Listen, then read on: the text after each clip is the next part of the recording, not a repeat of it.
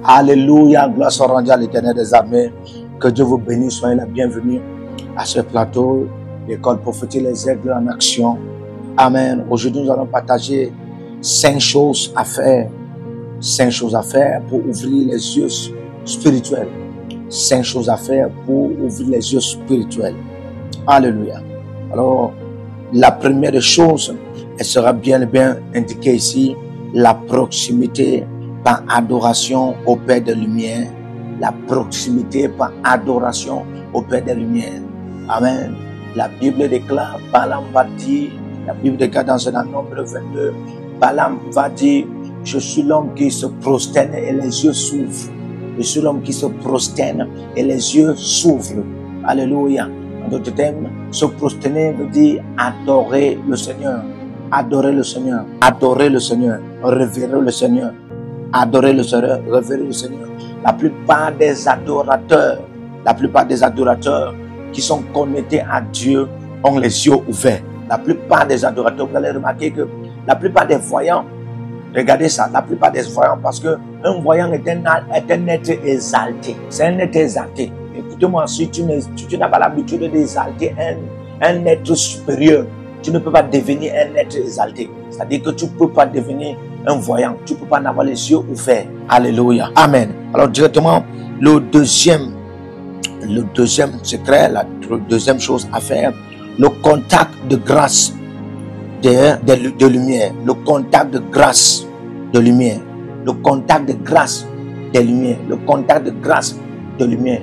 La plupart de vous, il y a un problème, c'est que vous pouvez entourer des gens qui sont dans les ténèbres, entourer des gens qui sont dans l'obscurité, entourer des gens qui sont dans les difficultés pour voir, entourer des gens qui sont dans le blocage pour voir, les couvertures spirituelles, ils ne parviennent pas à voir.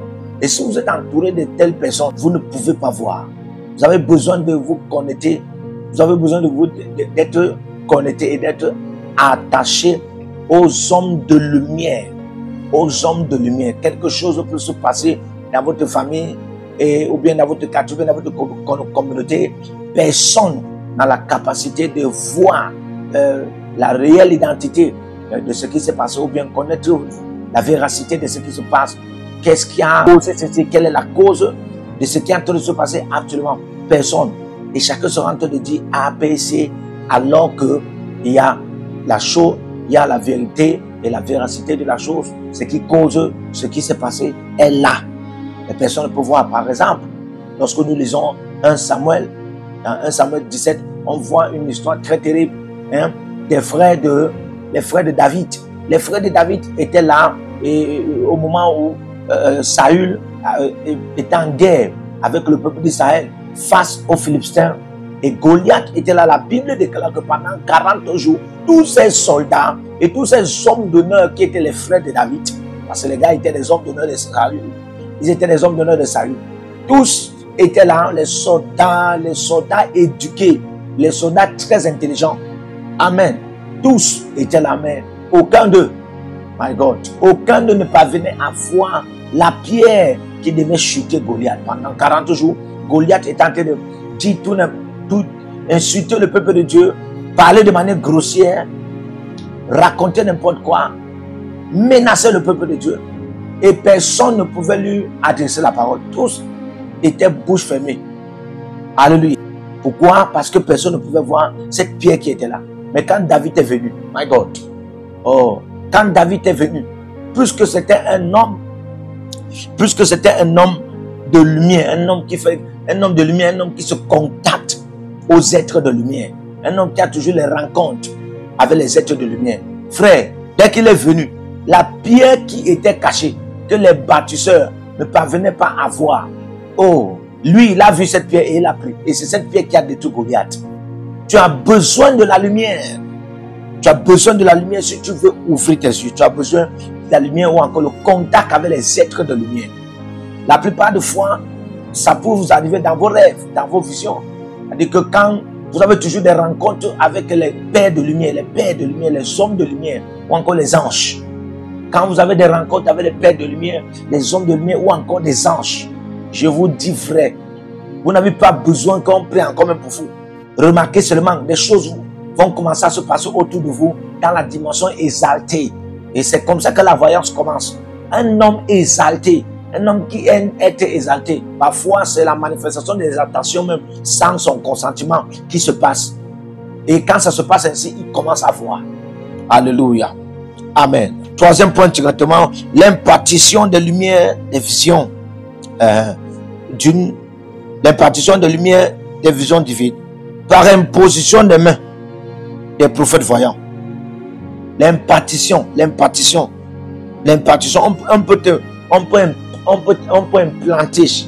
On peut implanter la lumière en toi. On peut implanter la lumière en toi. Quand vous lisez Ésaïe, la Bible dit que lève-toi quand ta lumière arrive. Qui lui parle? Ça peut être un père spirituel, ça peut être un mentor, ça peut être un maître de l'esprit qui voit la lumière. Lui ne voit pas la lumière. Aïe, aïe, aïe. Lève-toi quand ta lumière arrive. On dit lève-toi, ça veut dire qu'il dormait. Mais en réalité, si tu ne peux même pas voir ouvertement, tu peux voir étant ensommeillé. Mais comment lui dormait ne parvenait pas voir? Donc il y a des gens qui dorment. Le fait de dormir ne détermine pas les yeux ouverts. Quelqu'un peut dormir ne voit rien. Quelqu'un peut dormir ne voit rien. La plupart des gens qui ne rêvent même pas, c'est les gens qui manquent la lumière. Alléluia. Et maintenant, il a eu un contact avec un maître de lumière qui lui a dit, lève-toi quand ta lumière arrive. Lève-toi quand ta lumière arrive. C'est la même chose dans 2 Rois 6, le verset 17. Le serviteur s'est levé le grand matin. Dans le verset 15, il a vu l'armée syrienne qui a entouré Israël. Ah, il va courir vers le maître, son maître Élisée. Il lui dit, ah, maître, nous sommes finis. Hein? Mais il y a quelque chose qui se passe dehors. L'armée syrienne a entouré tout Israël. Nous sommes finis. Qu'est-ce qui va nous sauver? Alors le maître va lui dire, ne t'inquiète pas, ceux qui sont avec nous sont plus nombreux que ceux qui sont avec nous. Ah, mais il ne comprend pas. Comment il dit ceux qui sont avec nous sont plus nombreux? Parce que lui ne voyait pas. Attention, lui ne voyait pas. Pourquoi il ne voyait pas? Parce que les yeux étaient fermés. En réalité, la fermeture des yeux dans le règne de l'esprit, c'est l'absence de la lumière. La plupart des personnes ont les yeux ouverts, mais ne parviennent pas à voir parce qu'il y a absence de lumière. Ah. Alléluia. Ils ne voient pas parce qu'il y a absence de lumière. Le prophète était entouré des anges de feu de lumière. Il a fallu qu'il lui plonge dans le lien là. Vous pensez qu'imposition des mains, c'est que... Non, c'est quand un homme de Dieu t'impose les mains. C'est comme s'il est en train de te plonger quelque part. Il lui a immergé dans un règne, le règne où il était, le règne de lumière. Que Dieu vous émerge, que Dieu vous plonge dans le règne de lumière pour que vos yeux souffrent au nom de Jésus-Christ. Alléluia. Quatrième point, développer une vie d'intercession générale pendant une période prophétique. Développer une vie d'intercession générale, c'est-à-dire prier pour tout. Prier pour tout. Développer ça. Prier pour tout et pour tout le monde. Tout ce que vous connaissez, tout ce que vous ne connaissez pas. Développer et calculer une période prophétique. Quand je parle d'une période prophétique, ça peut être comme la Pâque. La Pâque est une période prophétique. Ça peut être ce que vous appelez le 25 décembre, la naissance de Jésus, la résurrection de Christ. Tout ce que vous entendez là, ce sont des périodes prophétiques dans le règne de l'esprit. Des choses se passent. En réalité, les esprits connaissent. Des choses se passent. On appelle ça des dates historiques prophétiques qui ne sont pas appelées à être négligées. Surtout par des prophètes, surtout par des voyants. Pour ceux qui veulent opérer dans le prophétique, vous devez comprendre à maîtriser. À maîtriser et à saisir les périodes prophétiques. Dis-toi par exemple que c'est la période de la Pâque. Donc toi à commencer à intercéder. Intercède de manière générale pour tout et partout, pour tout. Tout ce que tu connais, tout ce que tu ne connais pas. Toute personne que tu connais, toute personne que tu ne connais pas. Les nations que tu connais, les nations que tu ne connais pas. Tu te mets dans l'intercession. Parce que l'intercession consiste à intercéder pour quelqu'un, plaider pour quelqu'un. Amen. Et quand vous intercédez, vous pouvez vous donner le travail d'intercéder peut-être pour 5 nations que vous ne connaissez pas. Vous n'êtes jamais parti au Congo, vous n'êtes jamais parti en Angleterre, vous n'êtes jamais parti en Asie, vous n'êtes jamais parti en Australie, vous n'êtes jamais parti en Chine, mais vous mettez en train d'intercéder. Je vous dis, ce que vous êtes en train de faire là, c'est quoi? C'est que vous êtes en train de payer votre billet d'avion dans le règne de l'esprit. Les portails s'ouvrent. Et comme ça, la première chose qui va commencer à se manifester dans votre vie, c'est quoi? C'est que vous allez commencer à avoir des visions en ce qui concerne les États-Unis, en ce qui concerne l'Angleterre, en ce qui concerne la Chine, en ce qui concerne ces pays dans le règne de l'esprit pour qui vous priez, vous intercédez. Les gens que vous ne connaissez même pas, vous commencez à intercéder pour eux. Il y a des hommes de Dieu que vous ne connaissez pas, vous commencez à intercéder pour eux. Et vous devez vous attirer quelque chose. Vous êtes en train d'ouvrir des portails spirituels des nations, des frontières qui vous séparent, pour entrer. C'est des cercles spirituels. Alléluia. 5e point. Éloignez-vous des images souillées. Éloignez-vous des images souillées, sensiblement contagieuses. Ah oui.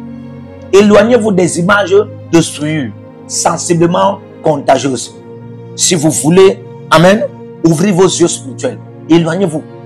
Il y a des choses qu'on ne fait pas. Il y a des choses qu'on ne voit pas. On ne voit pas.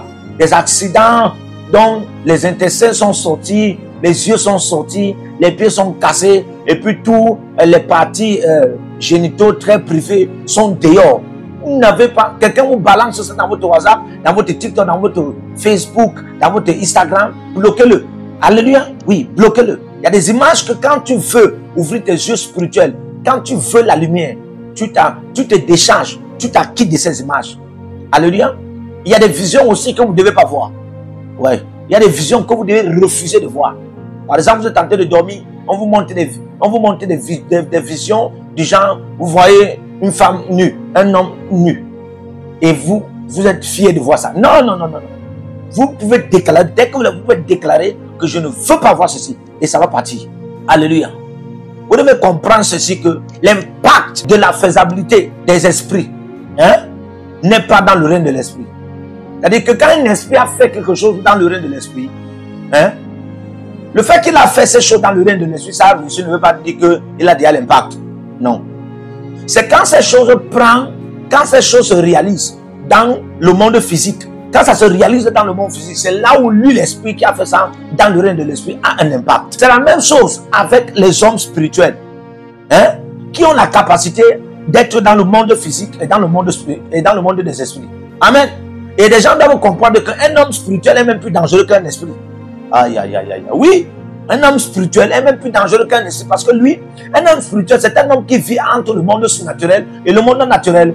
Le monde paranoïaque et le monde, paranoïaque et le monde normal, le monde métaphysique et le monde physique. C'est ça un homme spirituel. Et il a la capacité de maîtriser sa spiritualité du monde naturel dans le monde naturel. Alléluia.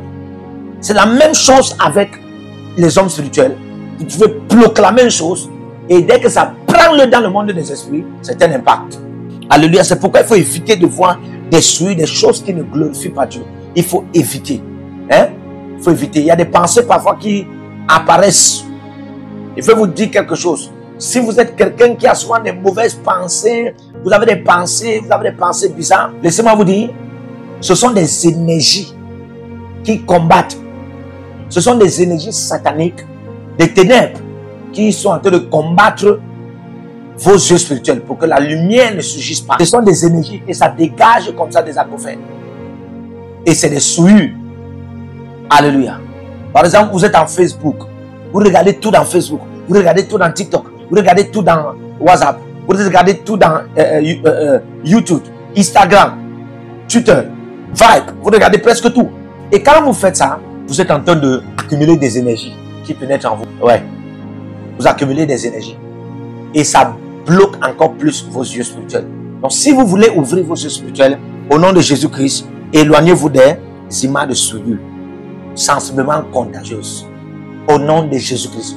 Pendant que je prie, je mets la main de l'Éternel sur vous et sur vos têtes. Et je décrète et je déclare maintenant que le feu touche votre système cérébral, vos cerveaux, vos subconscients, conscients, mémoire, et ouvrez vos yeux spirituels au nom de Jésus, que la lumière apparaisse au nom puissant de Jésus-Christ.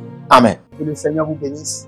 Partout où vous êtes connectés au prophète Jérémie Naou, à la source de feu de Jéhovah Kabira. Donc si vous vous connectez par vos semences, vous allez puiser du feu, le feu dévorant. Donc connectez-vous maintenant partout où vous êtes. Au Togo, voici, nous avons le flux de Togo. Connectez-vous maintenant. Du Togo, connectez-vous et puisez le feu dans vos batailles.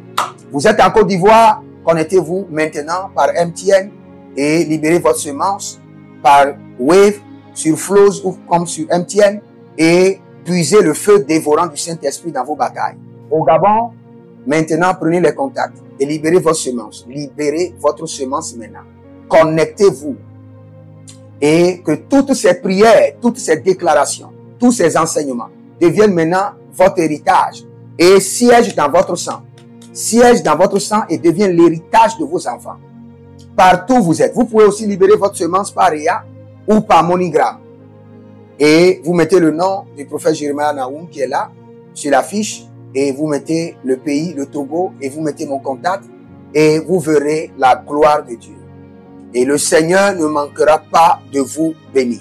Et vous pouvez aussi vous inscrire à l'école prophétique Les Aigles en Action, à l'Institut biblique L'Aigle de la Révélation. Vous êtes un jeune pasteur, inscrivez-vous maintenant.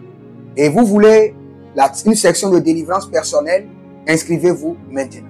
Vous voulez une consultation prophétique personnelle ou VIP, inscrivez-vous maintenant. Vous avez quelqu'un qui a été malade et vous voulez que je prenne soin de la personne et que je prie pour la personne.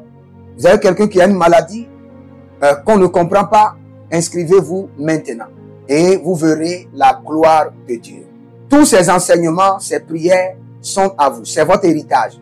Utilisez-les, priez avec, partagez et vous verrez la gloire de notre Seigneur Jésus-Christ de Nazareth. Et n'oubliez jamais, avant de partir, libérez vos semences et écrivez, l'Éternel a parlé, l'Éternel a agi. Shalom.